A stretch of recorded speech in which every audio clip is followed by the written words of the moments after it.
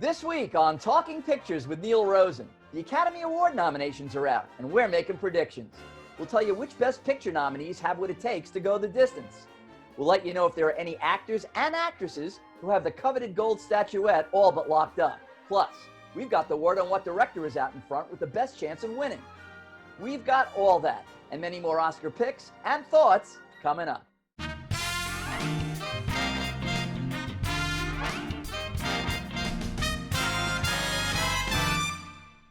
Welcome to Talking Pictures. I'm Neil Rosen, and we're talking Oscars. The Academy Awards are on Sunday night, April 25th, and along with my panel of experts, we're making predictions. I'm joined by Rafer Guzman from Newsday. How you doing, Rafer? Good, Neil. How you doing? I'm okay. Perry Nemiroff from Collider. Hi, Perry. I got dressed all fancy, and you can't even see the cool part of the jacket. And Bill McCuddy from Gold Derby, the Oscar prediction site.com. Neil, I'd like to thank the Academy for this paper index Oscar.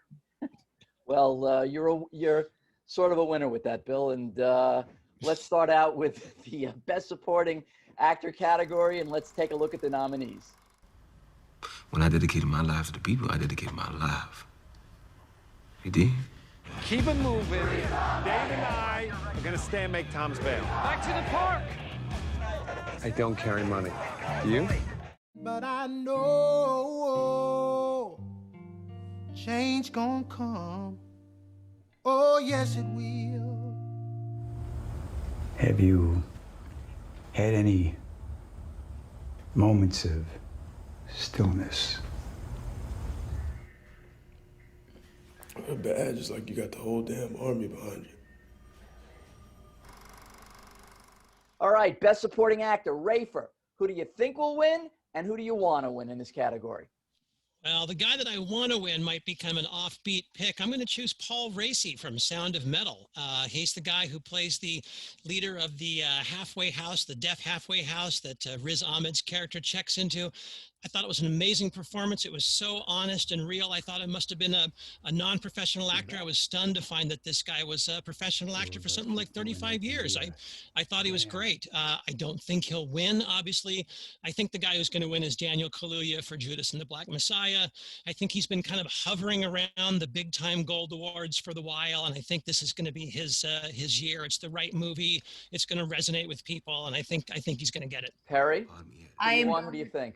I'm going with the same individual for my will win and want to win, and that's Daniel Kaluuya, who I think is phenomenal in Judas and the Black Messiah. And I know some folks are out there are saying that his chances diminish by having a co-star from that movie in the category as well with Lakeith Stanfield. But I think Kaluuya is just so far ahead of the pack in this case that that's going to be a non-issue. And I'm happy Stanfield got the nomination. Bill. Well, I agree with everyone. I mean, it's Daniel's to lose, and the Lakeith thing is a weird technical reason that happened because they voted for him in both categories, and it just came out that they're both in supporting. I don't think that's going to hurt him. He's the juggernaut that can't lose, but want to win?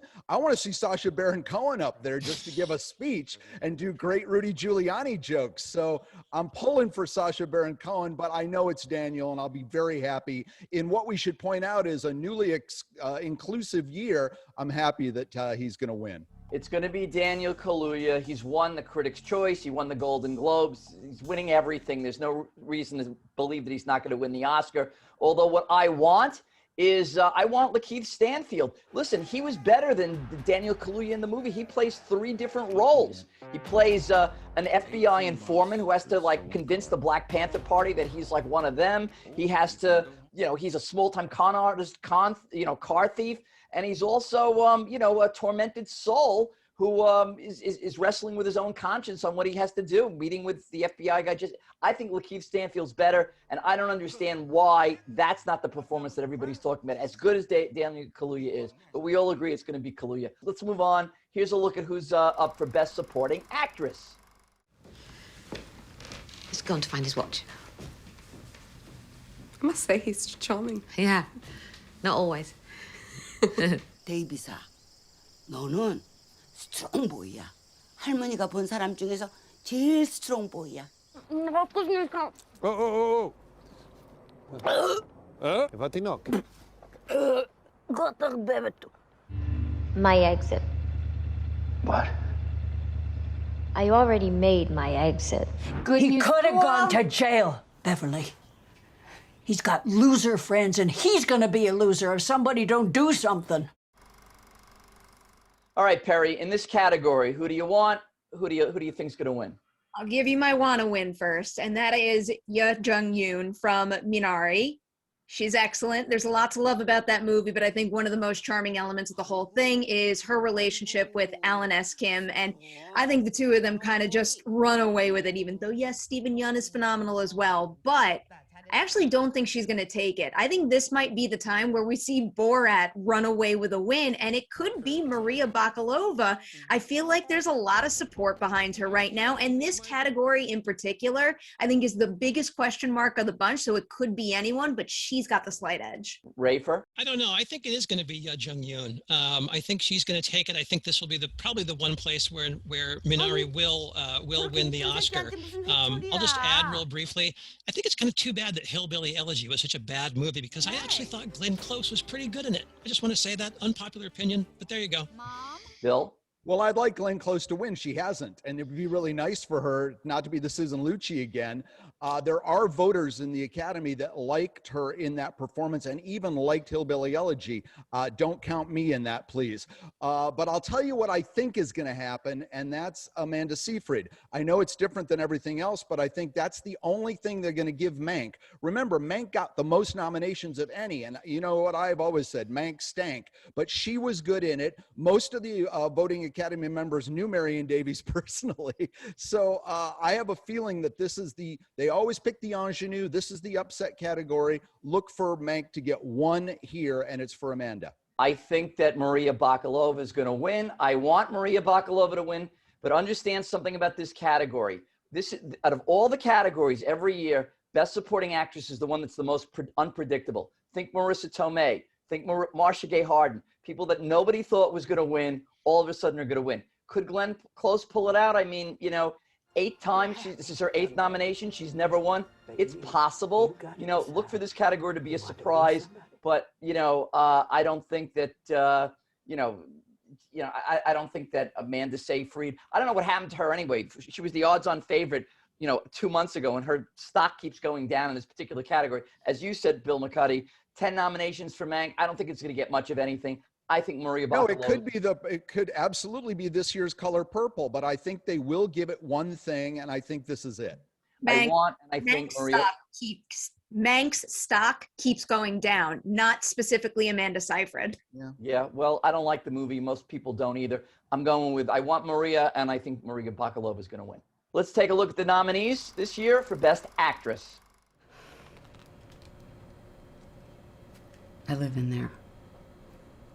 It's my home. But a second ago, you were determined for me to stay. You were pretty insistent, actually. I'm a nice guy. Are you? They don't care nothing about me. All they want is my voice.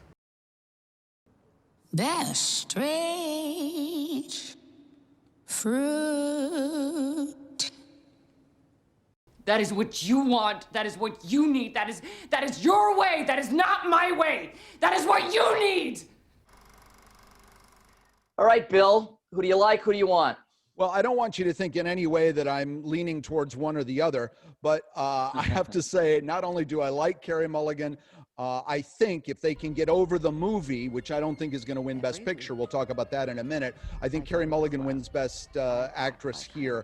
It's a tough race. I want to point out that Viola Davis won and Chadwick Boseman won. It would be the first time, I think, in history where 2 stars in a movie that wasn't nominated would win, and that would be kind of a cool oddity. But Carey Mulligan is amazing. I love her. I'm Team Carey, so I hope that wins. Perry.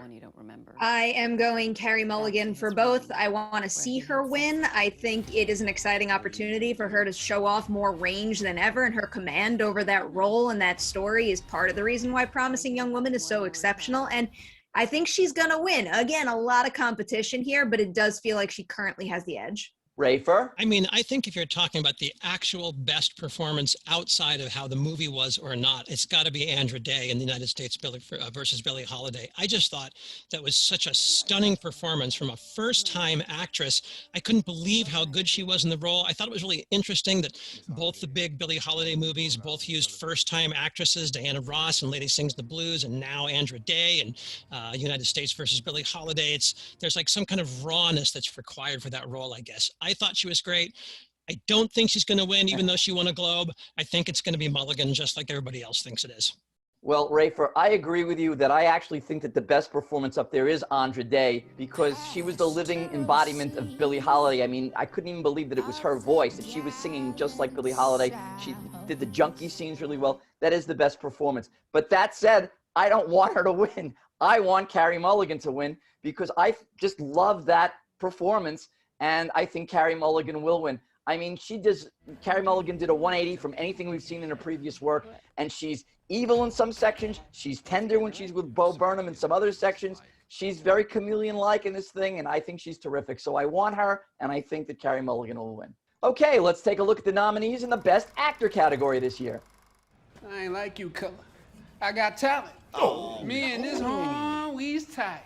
I'm still great at it. I'll show you. Jolly good.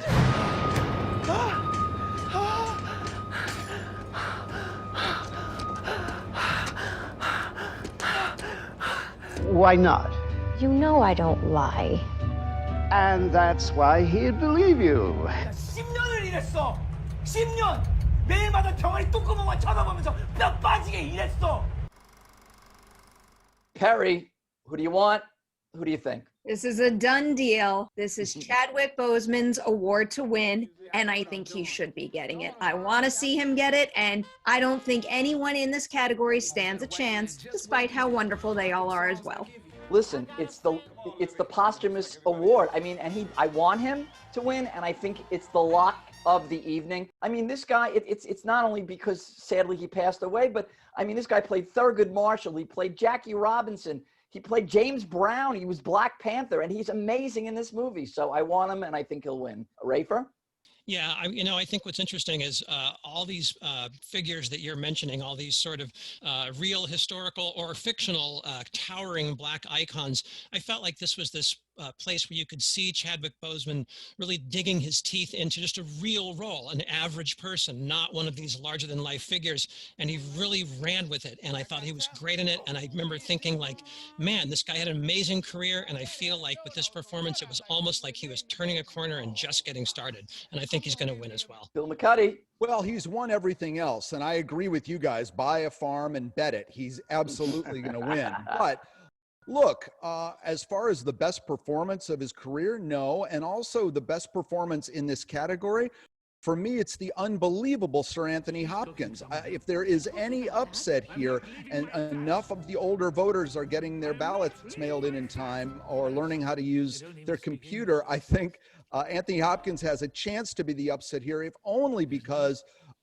Chadwick has won everything else. Remember, if they'd really, really loved him, he'd have been nominated in 2 places, supporting and best. He wasn't. But I think all of that is naysaying needlessly. He's going to win, but I wouldn't mind if it was Anthony. Yeah, we all agree it's Chadwick Boseman.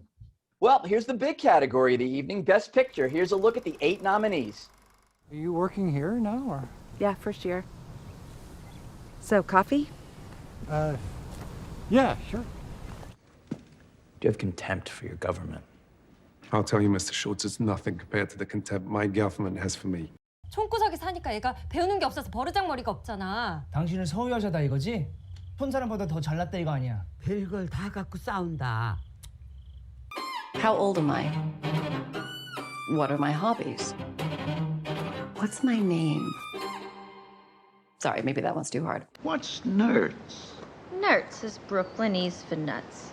Jeepers. Hey, Daddy!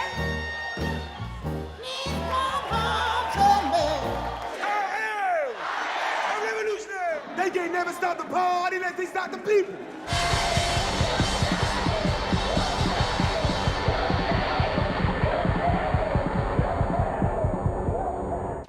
See, my daughter is of the opinion that I cannot manage on my own, so she's moved in with me ostensibly to help me with this man she met not long ago. Bill, what are your thoughts? Well, first of all, as you pointed out, there are only 8, and the 2 that are missing, obviously, are Ma Rainey's Black Bottom and One Night in Miami. Those 2 being gone isn't really going to change what's going to happen. At Gold Derby, we think Nomadland is the #1 choice, and I happen to agree with that. But Minari is the close second. And remember, we have a preferential ballot system here. So if in a first round, Nomadland doesn't win, then it goes to the second choices, and the #2 and #3 choices are important. Now that's important for something like Promising Young Woman, because if that gets, it's so divided, if that gets put at the bottom of a lot of lists, that could affect what happens. But everyone thought that was going to happen to Green Book, and it didn't. Green Book wasn't at the bottom of everyone's list, obviously, that we know of. So here's what I've done, Neil. I've come up with the 2 movies I like. I've combined them, and I want everybody to write in something called Promising Young Nomadland. Now, this is the story of a young woman who lives in a van and goes around and kills everyone at Amazon. So that would be my #1 choice. No, the truth is I want Promising Young Woman, but Nomadland is going to win. Rafer, what do you want and what do you think? I would like to see that movie, Bill, but I think you're right. I think Nomadland is gonna win. I don't mean to be cynical about this, but the movie just really checks all the right boxes. It's about the forgotten America. It's about capitalism, the gig economy. You've got Frances McDormand, who everyone in Hollywood loves. It's directed by a woman of color. I think it's a sincere movie. I don't think it's trying to check all these boxes. I just think it does, and I think it's going to sort of hit this cultural sweet spot that we're in. So I think it's Nomadland. Perry? I think it's going to be Nomadland as well. And listen, that was my #1 movie of last year, so I kind of have to pick it as my wanna win. But the one that I'm going to suggest not to sleep on is Judas and the Black Messiah. That was one of the very last ones to get a release, and I think we've so far seen that work in the movie's benefit, and I think it's only picking up more and more momentum as we get through the season. So don't be surprised if that one winds up being a surprise win in this category. The only problem, Neil, that movie has is that the director wasn't nominated, so that doesn't bode well. But otherwise, I do agree with that. The surge it had clearly pushed One Night in Miami and Ma Rainey out of the way. So, yeah, that could be, Perry's right, that could be a big surprise. Well, for all the reasons that Rafer mentioned, I think that Nomadland will be the winner. It's not what I personally want. I'm with Bill, actually, on Promising Young Woman, not Promising Young Nomadland. But that's my favorite movie of the year. I mean, it's darkly comedic in spots. It's nail-biting thriller in spots. It's just a tremendous film, and I want it to win. Could it win? I don't think so. I mean, I think Nomadland's got it sewn up, but as you also said, Bill, it is a weighted system, and Nomadland, the problem with that is some voters and some people found it to be too slow. So in this weighted system where people vote first place, last place, which is why Roma didn't win and other movies in the past haven't won, you might find the Trial of the Chicago 7 sneaking in there or something like that. But if I'm, betting, I'm going with Nomadland, and my heart goes to Promising Young Woman. Who's nominated for Best Director? I'm going to tell you. In that category, we have Thomas Vinterberg for the movie Another Round, David Fincher for Mank, Lee Isaac Chung for Minari, Chloe Zhao for Nomadland, and Emerald Fennell for Promising Young Woman. Perry, what do you want? What do you think? Give me your thoughts.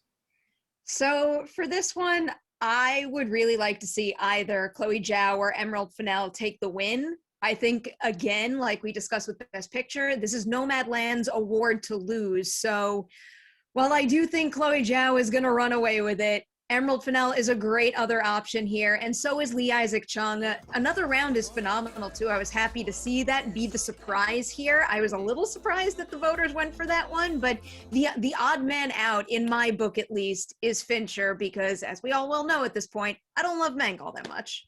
And Bill McCuddy, what do you think? Well, funny enough, because of Thomas Vinterberg in another round, Aaron Sorkin is at home getting drunk right now. He's the spoiler in this category, which is kind of strange. I think it's absolutely Chloe's to win. I understand Emerald Fennell, and I think it's historic and wonderful, but it's really Carrie's movie, not Emerald's, even though she's the director. So Carrie will win here, and Chloe will win for Nomadland because they're going to tie up this year. They're going to go together, director and film.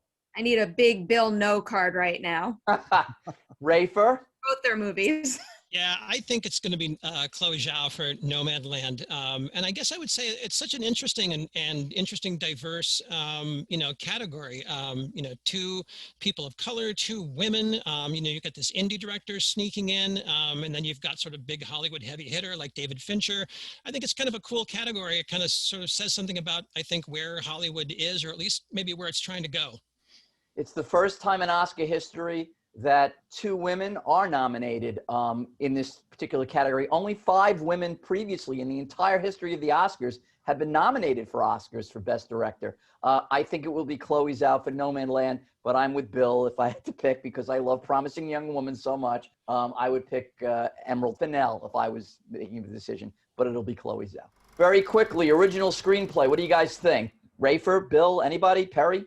Go. Trial of the Chicago 7. Got to be Trial of Chicago 7. I like that movie. I think it's smart. I think it made an old legal case feel relevant again. I love Aaron Sorkin. I think this might be the one place that he gets a little love this year. Yeah, the Academy doesn't like him as a director. They didn't nominate him as a director. They think he's a writer. They picked him as a writer. But if Promising Young Woman is not going to win Best Director, I think this is the screenplay. And so I'm going to pick that one. Yeah, Trial of the Chicago 7 just isn't nearly as refined as Promising Young Woman, but I would actually give it to Soul or Palm Springs, neither of which were nominated. Look, I think it's going to be Trial of the Chicago 7 because I think that's Aaron Sorkin's consolation prize because he got snubbed for not getting a Best Director nomination. But of course, I want Promising Young Woman, as I've mentioned previously, because I just love that movie so much. All right, adapted screenplay. Bill, what do you think? Well, Borat is the one that everyone says is so great, but it was largely ad-libbed. It's sort of like an SNL thing. One Night in Miami would be a nice nod here, but I think it's probably going to be Nomadland because those things will line up. Best Picture will also get Best Screenplay. Yeah, I agree with you. I think it's going to be Nomadland. It'd be nice, if One Night in Miami got it, but even though it was based on a play and most of the dialogue was taken from the play, but I think Nomadland's got it. Perry, what do you think? I'm rooting for the underdog here. I want to see White Tiger win. Ramin Barani was a professor of mine, and I'm very grateful for everything he taught me, so I can't help but to root for him. Yeah, that's never happening, Perry. But what do you think? What do you think's gonna win? I think it's going to Nomadland. And you agree, Ray, it's gonna go to Nomadland, yeah. I agree, yeah. But quick shout out to Kemp Powers, the guy who wrote One Night in Miami and a co-writer on Soul. That guy's really on a roll. Okay, and very quickly, Best Animated Film. Do we all agree that Soul is going to win? I think Pixar kind of owns the best animated feature category. It's almost always, no matter what they put up, it wins. And it's a pretty good movie. I disagree. I didn't think it was that good, actually. I'm one of the I didn't either. I didn't Wow. love it. And, do you remember any of the songs from it? Unlike most of America right now, I'm humming the Oscar-nominated original song, Husavik from Eurovision Song Contest, the story of Fire Saga. This is a weird year in songs, and it's also a weird year in animation. I didn't love Soul, but I think it's going to win. Yeah, ding dong. Yeah, ding dong. I'm going to make you wish you never died. Most people wish that, 22. Off you go. Bye. Before we go, my favorite part of the show, what do you think is the biggest snub by the Academy this year? The person picture that didn't get nominated that should have. Bill. Well, Regina King should have been nominated for One Night in Miami, but that didn't get nominated for Best Picture, so that was kind of a big snub. Also, Ben Affleck worked really, really hard. I liked his performance in The Way Back, and then he did a ton of Zoom interviews with everybody. I wanted that to happen, and it didn't. All right, look, let's just get to the playoffs. All right, guys, please, don't do this, okay?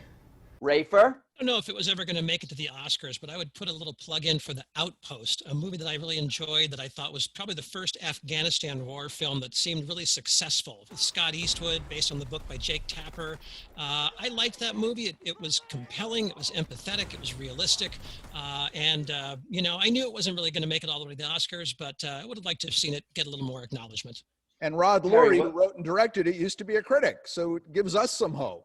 That's right. We're gonna win by getting their hearts and minds. We want their hearts and minds, and they want our blood and guts. Sorry, pal, but that's life at Camp Keating. Perry, what's your biggest slight snub of the year? The ultimate snub of the year is Delroy Lindo not getting a nomination in Best Actor. I have some thoughts and theories on why that might have happened, but if we're just narrowing it down to the quality of a performance, it is absolutely absurd in my book that his name is not on that list. What is one of your theories as to why that didn't happen, Perry? I just wonder if Netflix had a lot on their plate and focus was put on on some movies more so than others. And I think that they got back around to Da 5 Bloods a little too late in the game. Spike Lee got the great revenge, though, because he's now the jury head at the Cannes Film Festival. So he gets to pick movies instead of being told he's not good enough to be in the run. I see ghosts, y'all. I see ghosts. What happens to all of us, man? My biggest snub of the year is this movie called The Nest, which kind of completely went under the radar. Carrie Coon gave a phenomenal performance, and it might have been Jude Law's best performance that he's ever given. Nobody saw this movie. It's a terrific film, and the movie didn't get any nominations, and nobody saw the thing. So that's my snub. I cannot believe that's the movie you just name dropped. Well, there you go. That's it. There's an opportunity. Where? London. This will be our fourth move in 10 years. Backwards. But money's fine, right? Yeah.